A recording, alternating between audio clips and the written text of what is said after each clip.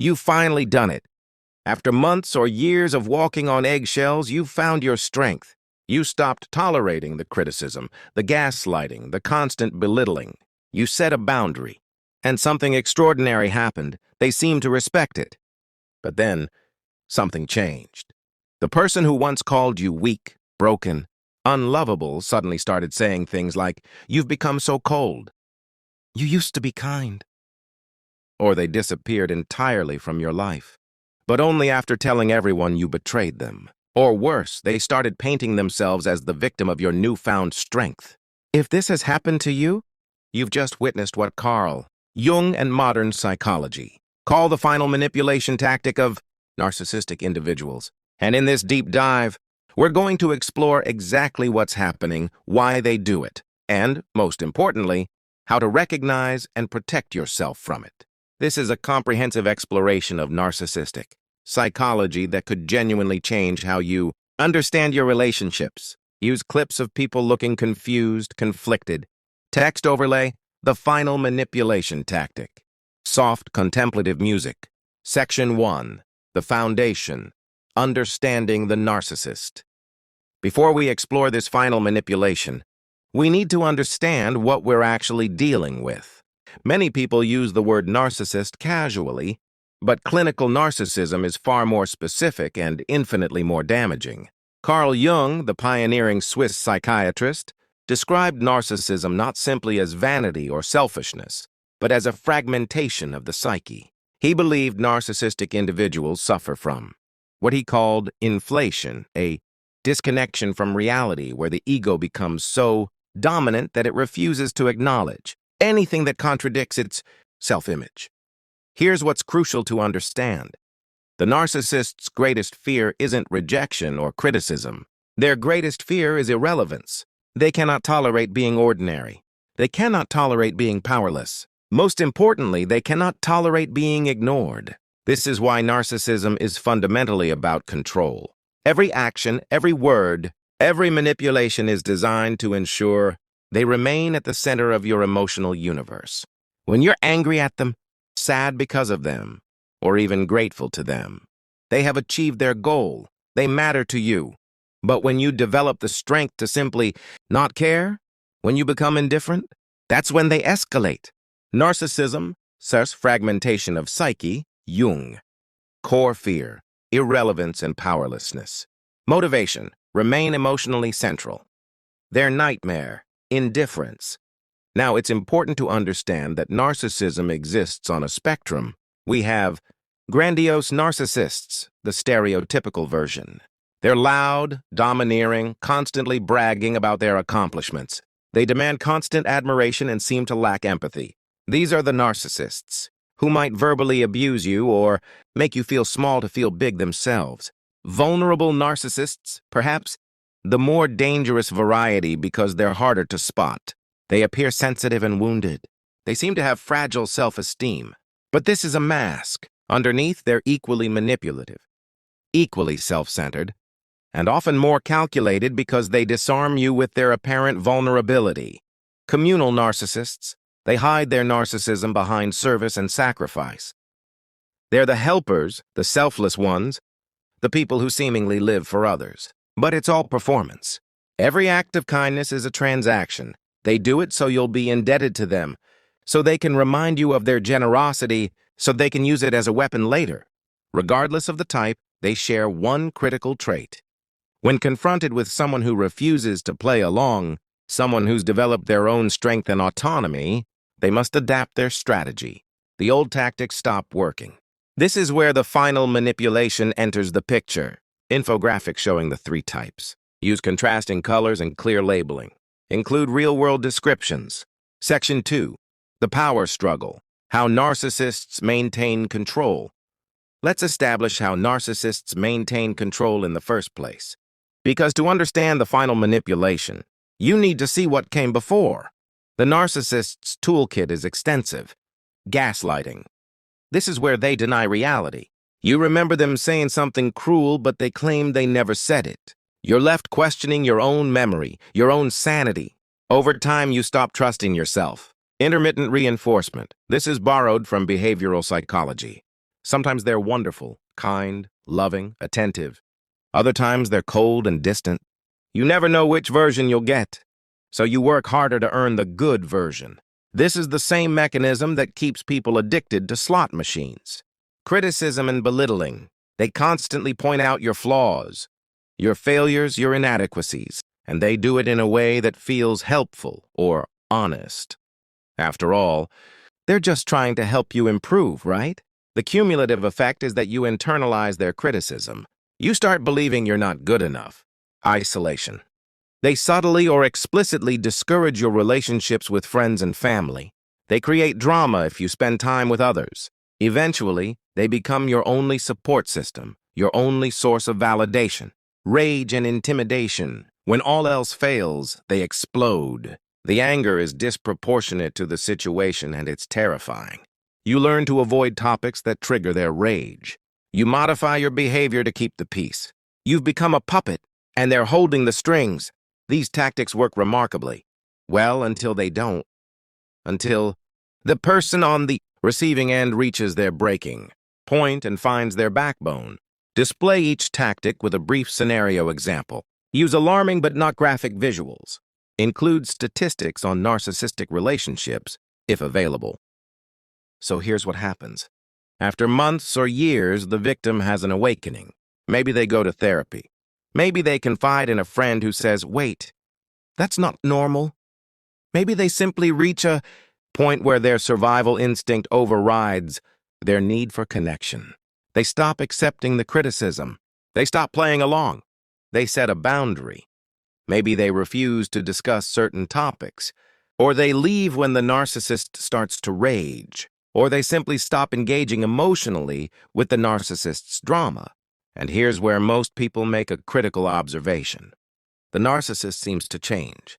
They become nicer, calmer. They even seem to respect the boundary. This is a trap. This is what Jung would recognize as the narcissist's adaptation strategy. They haven't changed. They've simply recognized that their old tactics are no longer effective. So they're deploying their final, most sophisticated manipulation.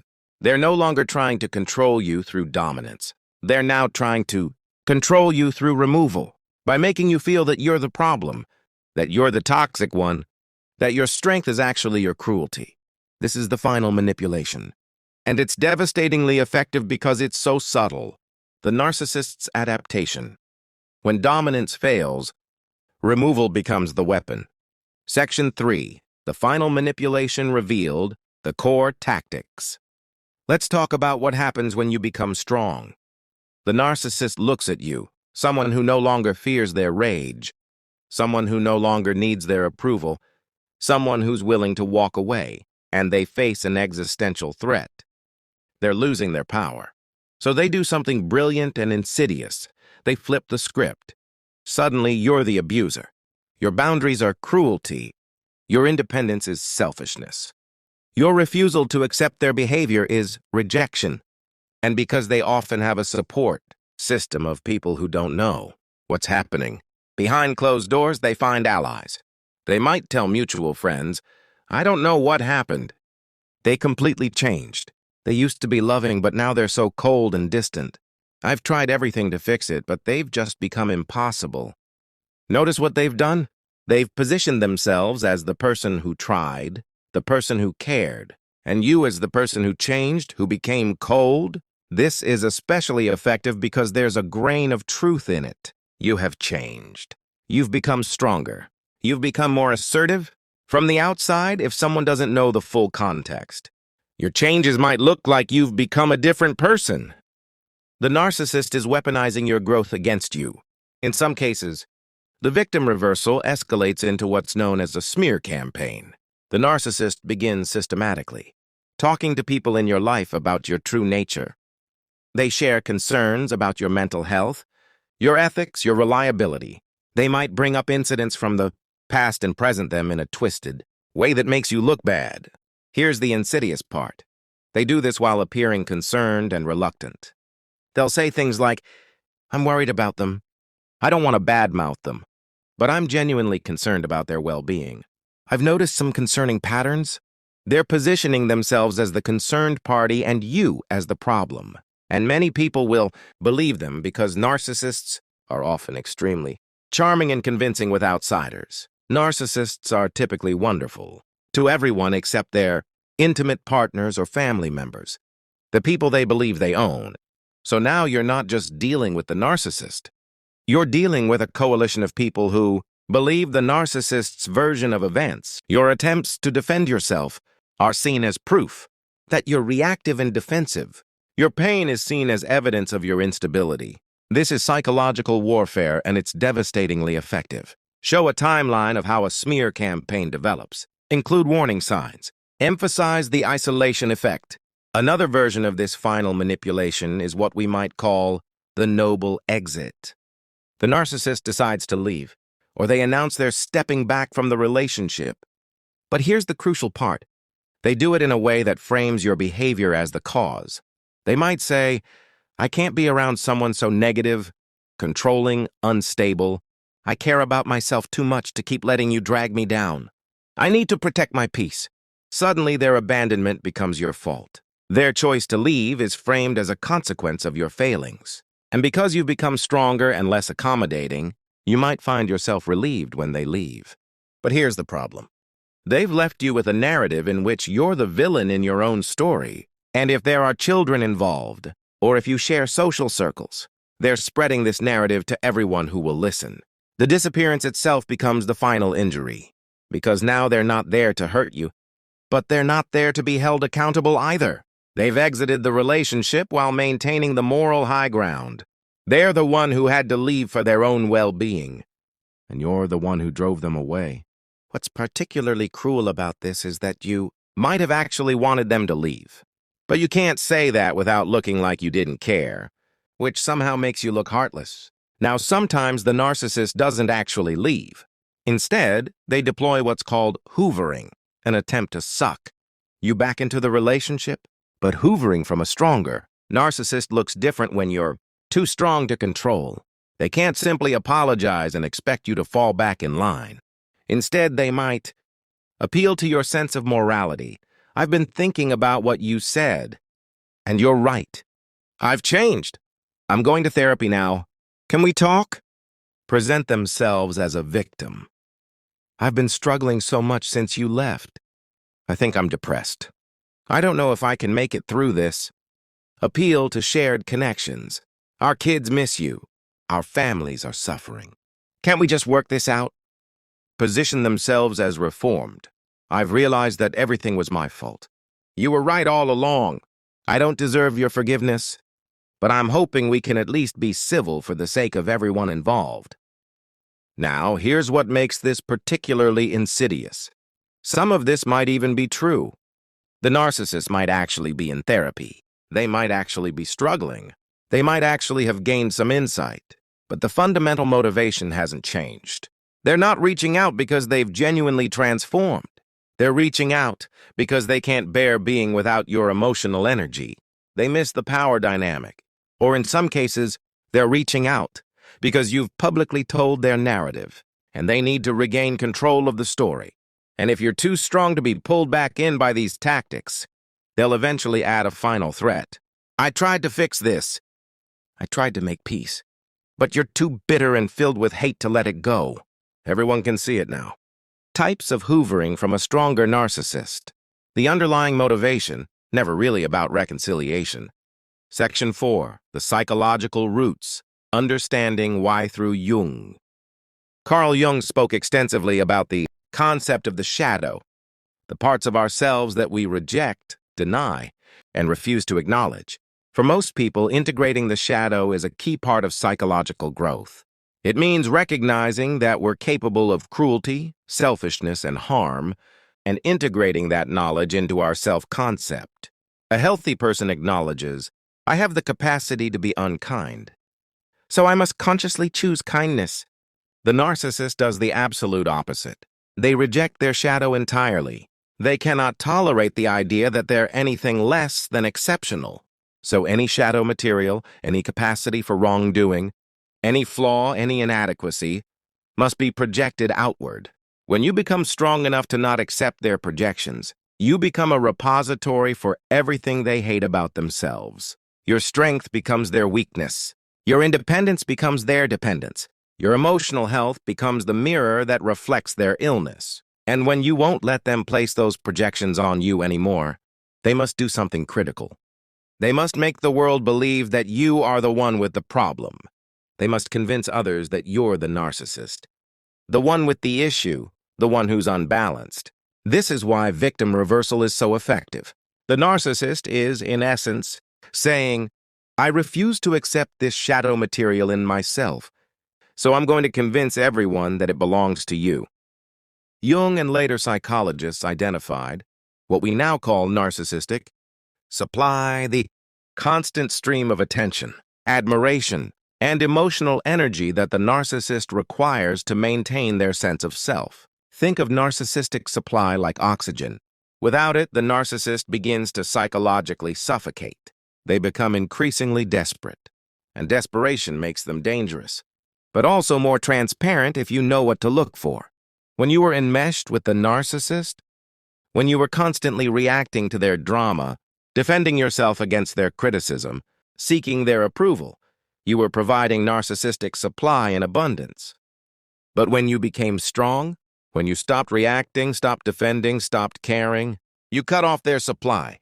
Now, a healthy person might recognize that their behavior was problematic and adjust. But a narcissist can't do that. Instead, they must find new sources of supply. Sometimes they find new victims, but often they're not ready to let go of you yet. So they create new ways to get a reaction. The victim reversal, the smear campaign, the disappearing act, these are all attempts to generate new forms of narcissistic supply. If they can make you angry enough to respond, they get supply. If they can gather allies who commiserate about your unreasonableness, they get supply. If they can make you feel guilty for leaving, they get supply. The final manipulation isn't designed to destroy you, it's designed to keep feeding them. Show how supply sources change over time. Highlight the desperation phase. Section 5. How to recognize it's happening, the warning signs. How do you know you're experiencing the final manipulation? Here are the key warning signs. Sign 1. Sudden narrative shifts. The story about your relationship changes. Where they once took blame, superficially, they now reframe events. Incidents you both remember clearly are suddenly not how that happened. Sign 2. Third-party involvement increases. Suddenly, mutual friends or family members seem to take sides. They make comments that suggest they've heard a version of events that doesn't match your reality. They seem concerned about what you're going through or make comments like, they seem really hurt by how you've treated them. Sign 3. Unsolicited apologies or life updates. They contact you to tell you about their therapy, their new spiritual journey, their life improvements. They're not asking for reconciliation. They're performing recovery. They're broadcasting to a wider audience, often through you, how much they've changed. Sign 4. Your strength is reframed as harshness. When you maintain your boundary, it's described as cruelty. When you move on, it's described as coldness. When you refuse to engage with their drama, it's described as rejection. Anything you do to protect yourself is reframed as harm you're inflicting. Sign 5. The concerned third party. Mutual acquaintances approach you with concern. They relay messages like, they're really struggling with your coldness, or I'm worried about them. Have you considered reaching out? Sign 6. Your past is weaponized. Things you confided in the narcissist, mistakes you made, vulnerabilities you shared, suddenly become public knowledge. They're presented as examples of your instability or unreliability. Sign 7. They seem to move on suspiciously quickly. They appear happy and well-adjusted without you. They're with new people, doing new things, seeming unbothered. This can trigger your doubt. Maybe I was the problem. But remember, narcissists can seem fine because they lack genuine emotional depth. They're performative beings in a performative world. The speed with which they move on is actually evidence of their inability to genuinely connect. Use checkboxes for each sign. Include real-world examples. The most dangerous version of this manipulation is when you start to believe it. You've heard from multiple people that you changed. You've observed your own behavior and recognized that you have become less accommodating, less willing to compromise, less interested in their needs. And you start thinking, maybe I'm the problem. Maybe I became what I feared. This is the narcissist's greatest victory. Not that they've damaged you, but that they've made you damage yourself by internalizing their narrative. This is why recognizing this final manipulation is so critical. When you can see it clearly, when you can say, this is the final manipulation strategy. You insulate yourself against it. You can say, yes, I have changed. I've become stronger and less willing to tolerate abuse. And that's not a character flaw. That's character building. Section 6, the strategic response, how to protect yourself. If you must interact with this person because of children, business, or family obligation, deploy what's called the gray rock method. Become as boring and unresponsive as a gray rock. Don't provide emotional reactions. Don't defend yourself. Don't explain your actions. When they attempt to pull you into drama, you respond with neutral, factual statements. They might say, you've become so cold. You respond, okay. They might accuse, you never cared about me.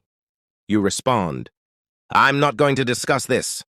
They might manipulate, I saw that you're doing well. That must mean you never really loved me. You respond, I wish you well. What you're doing is eliminating their narcissistic supply. No reaction, no drama, no emotional energy. You become uninteresting as a source of supply. This is profoundly effective because narcissists are like sharks. They're attracted to blood in the water, to emotional reaction. If you provide no reaction, you become invisible to them. One of the hardest things for someone emerging from narcissistic abuse is to stop defending themselves against false narratives. You want to tell everyone the truth. You want to explain what really happened. You want to correct the record. And you absolutely will want to do this. But here's the reality. Defending yourself is providing narcissistic supply. You're engaging. You're reacting. You're proving that they still matter to you. The narcissist benefits from your defense because it gives them another opportunity to gaslight you. It generates drama that they can feed on. It gives them material to share with allies. See? They're obsessed with defending themselves. It keeps you emotionally engaged with them. The strategic move is to accept that some people will believe the false narrative. Not everyone, but some. And that's okay. The people who matter will either know the truth already or will eventually figure it out. When they see the pattern repeat with the narcissist's next target, let the false narrative exist. Don't feed it with your defense. Here's what you should do instead of defending against their narrative. Build your own narrative for yourself and those close to you. I was in a relationship with someone who engaged in emotionally manipulative behavior. I didn't recognize it at first because I loved them. But over time, I began to see patterns that weren't healthy. I set boundaries. They responded by changing their manipulation tactics rather than changing their behavior. I made the decision to remove myself from that dynamic. This was painful but necessary for my well-being. This narrative is truthful, non-accusatory. You're not calling them names. Clear about cause and effect. Grounded in your agency. Protective of your future. And here's the beautiful thing. This narrative inoculates you and the people close to you against the narcissist smear campaign. When mutual friends report that the narcissist is saying you're cold or cruel, you simply respond, I set a boundary with someone who wasn't treating me well. That boundary included distance. That's a healthy choice, and I'm at peace with it. You're not defending. You're explaining. There's a difference. The final, ultimate protection against narcissistic manipulation is something that might sound cold but is actually liberating. Genuine indifference, not fake indifference, not gray rock indifference performed for their benefit, but actual, authentic indifference, the kind that comes from truly not caring what they think, truly not wanting them back in your life, truly not being interested in their narrative. This is the one thing a narcissist cannot manipulate. They can't manufacture drama if you're not invested. They can't play victim if you're not trying to rescue them. They can't create triangulation if you don't care who they're with or what they're saying. When you reach this stage, you've won. Not through force, not through winning arguments, but through transcendence. You've simply moved beyond the game, and the narcissist recognizes this. That's when they typically move on to find a new source of supply. Your indifference is your immunity. If you're currently in a relationship with someone using these manipulation tactics, if you've recently found your strength and you're now facing victim reversal, smear campaigns, or the disappearing act, I want you to know something. What's happening to you is not your fault. You didn't fail. You didn't become cold or cruel. You became strong, and their response to your strength says everything about them and nothing about you. Carl Jung spoke about the individuation process, the journey of becoming fully yourself, independent of others' projections. That's what you're doing. And yes, it's painful. Yes, people will misunderstand. Yes, narratives will be twisted. But on the other side of this, you'll discover a version of yourself that isn't dependent on anyone's approval or attention. You'll build relationships with people who respect your boundaries instead of fighting them. You'll develop a sense of peace that the narcissist couldn't fathom, much less fabricate. That's worth everything you're going through right now. If this video resonated with you, if you recognize your own experience in these patterns, please like and subscribe. More importantly, consider sharing this with someone who might need to hear it. You might be giving someone the framework they need to finally understand what's happening to them. In the comments, I'd love to hear your experiences, but please use discretion if you share details. Narcissists do search for information about themselves online, and your privacy matters. Thank you for investing 60 minutes in understanding these psychological dynamics. You've just taken a major step toward recognizing manipulation and protecting yourself. Take care of yourself. You deserve it. Soft, uplifting music. Screen displays. Remember, your strength is not your weakness. Your boundaries are not your cruelty. Your healing is not their concern. Subscribe button animation. Link to resources in description.